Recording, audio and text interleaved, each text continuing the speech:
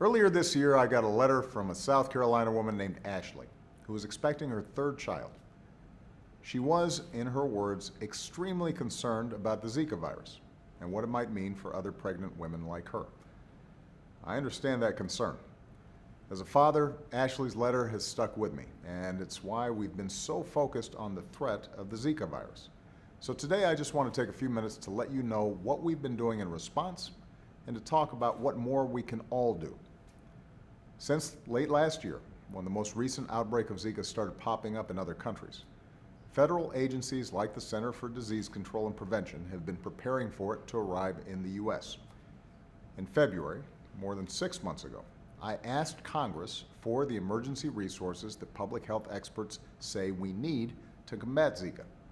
That includes things like mosquito control, tracking the spread of the virus, accelerating new diagnostic tests and vaccines, and monitoring women and babies with the virus. Republicans in Congress did not share Ashley's extreme concern, nor that of other Americans expecting children. They said no. Instead, we were forced to use resources we need to keep fighting Ebola, cancer, and other diseases.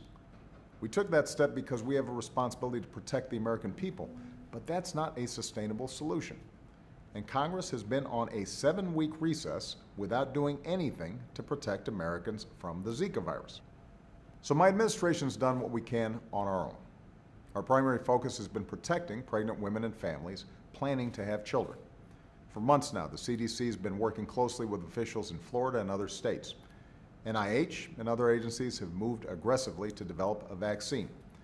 And we're working with the private sector to develop more options to test for and prevent infection.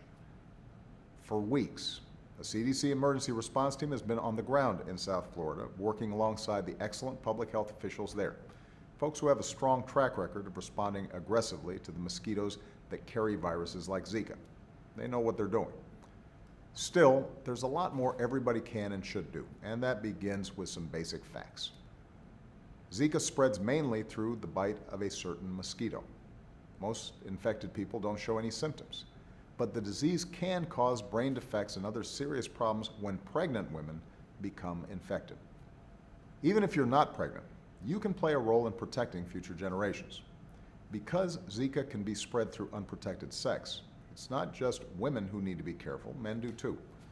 That includes using condoms properly. If you live in or travel to an area where Zika has been found, protect yourself against the mosquitoes that carry this disease. Use insect repellent and keep using it for a few weeks, even after you come home. Wear long sleeves and long pants to make bites less likely. Stay in places with air conditioning and window screens. If you can, get rid of standing water where mosquitoes breed.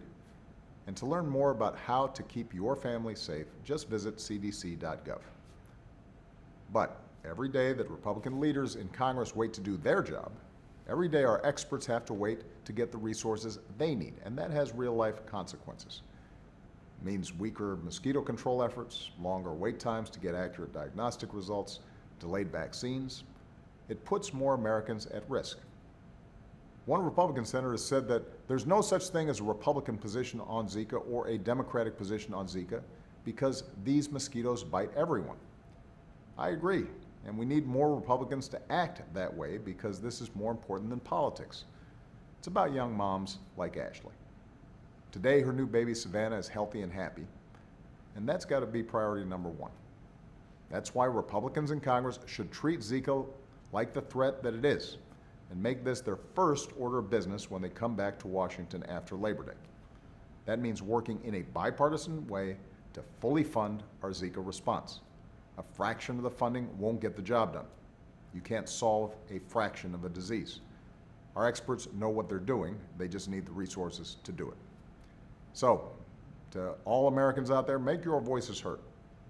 And you should know that as long as I'm president, we're going to keep doing everything we can to slow the spread of this virus and put our children's futures first. Thanks, everybody.